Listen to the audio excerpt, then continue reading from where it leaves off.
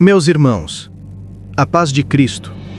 Hoje falaremos sobre um assunto polêmico: ofertas. Você sabia que nem toda oferta Deus aceita? Isso mesmo. Quando lemos a Bíblia, isso fica claro.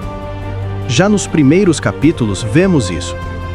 2 ofertantes se aproximam do altar e ali depositam suas ofertas. Caim e Abel, ambos têm a mesma disposição. A Bíblia diz que Caim era agricultor, cuidando das coisas da terra, e assim sua oferta foi terrena, enquanto Abel era pastor de ovelhas, e, consequentemente, sua oferta estava viva, e a gordura do sacrifício subiu em cheiro suave ao Senhor. Dessa maneira, o Senhor atentou para a oferta de Abel. Antes deles trazerem suas ofertas, Deus estava vendo o coração deles.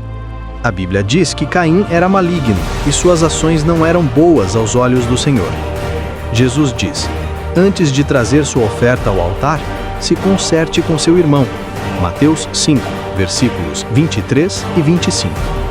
Mas não foi isso que Caim fez, e por isso sua oferta foi rejeitada. Uma vez presenciei algo parecido. Eu era um recém-chegado à igreja, e não entendia nada do mundo espiritual, e não compreendi por que o meu pastor rejeitou uma oferta considerável. Era o dinheiro que faltava para concluir a reforma. Mas ele simplesmente a rejeitou dizendo: eu sei de onde veio esse dinheiro. A Bíblia diz que um dia o inimigo do povo de Deus, chamado Balaque, soube que os hebreus avançavam. Então, para impedi-los, alugou um profeta mercenário para tentar pará-los. Mas em um exato momento, ele caiu em si e rejeitou dizendo: ainda que Balaque me desse a sua casa cheia de prata e ouro, não poderia ir além da ordem do Senhor, fazendo bem ou mal de meu próprio coração. O que o Senhor falar, isso falarei eu? Números 24, versículo 13. Daniel também rejeitou a oferta do rei Belsassar. Daniel 5, versículo 17. Outro profeta foi Eliseu, que rejeitou os presentes de Naamã. Mas Geazi correu em direção ao general e quis persuadi-lo a dar-lhe os presentes. E pior, usou o nome de Eliseu. Muitos hoje estão usando o nome do Senhor para persuadir e enganar os incautos. Assim como Geazi tentou, mas foi duramente repreendido, e aquilo que parecia bênção se tornou em maldição, pois ele ficou leproso. Outro caso semelhante foi o de Acã. Deus disse a Josué que assim que os muros de Jericó caíssem, eles deviam entrar na cidade, porém os despojos, como ouro e prata, seriam consagrados ao Senhor. Mas quando o soldado por nome de Acã colocou os olhos na riqueza que lá havia, logo tratou de pegar prata, uma capa valiosa e uma cunha de ouro, e escondeu na sua tenda em meio ao arraial dos seus irmãos. Mas aquilo que parecia bom aos seus olhos, logo se tornou maldição, que o condenou à morte, e ainda pior, sua família pagou junto com ele. Deus rejeitou a oferta do rei Uzias. Este foi arrogante com os anciões que o alertavam para que ele não fizesse o tal, porque naquela ocasião, somente os sacerdotes estavam autorizados a queimar incenso. Mas ele deu de ombro e teve um fim trágico.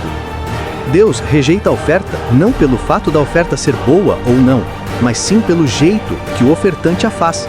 O livro de Levítico, especificamente, mostra exatamente o ritual das ofertas subirem a Deus. Moisés diz em suas palavras que Deus inspira a nossa oferta. Hoje não temos mais esse ritual, mas o jeito é o mesmo, pois os que apresentavam as ofertas ao Senhor eram os sacerdotes, e o apóstolo Pedro diz que somos sacerdotes de uma nova aliança.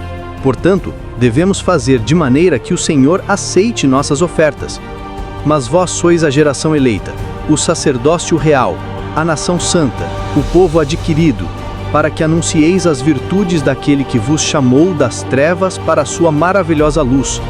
1 de Pedro 2, versículo 9. Deus rejeita ofertas que são entregues por barganha. Ofereceis sobre o meu altar pão imundo, e dizeis: em que te havemos profanado? Nisto que dizeis: a mesa do Senhor é desprezível. Malaquias 1, versículo 6. Leia com atenção e sinta o que Deus sente ao dizer essas palavras. Muitos sacerdotes, ao ofertar, retiravam o melhor para si e davam o pior para Deus, ofertas com cheiro de podridão. Mesmo que seja uma oferta em ouro puro, se o ofertante estiver cheirando mal, então a oferta cheira mal. Outro que quis comprar as coisas de Deus usando o dinheiro foi Simão, o mágico, que vendo os apóstolos imporem as mãos e descer sobre eles o Espírito, quis comprar o dom, mas Pedro amaldiçoou por essa atitude.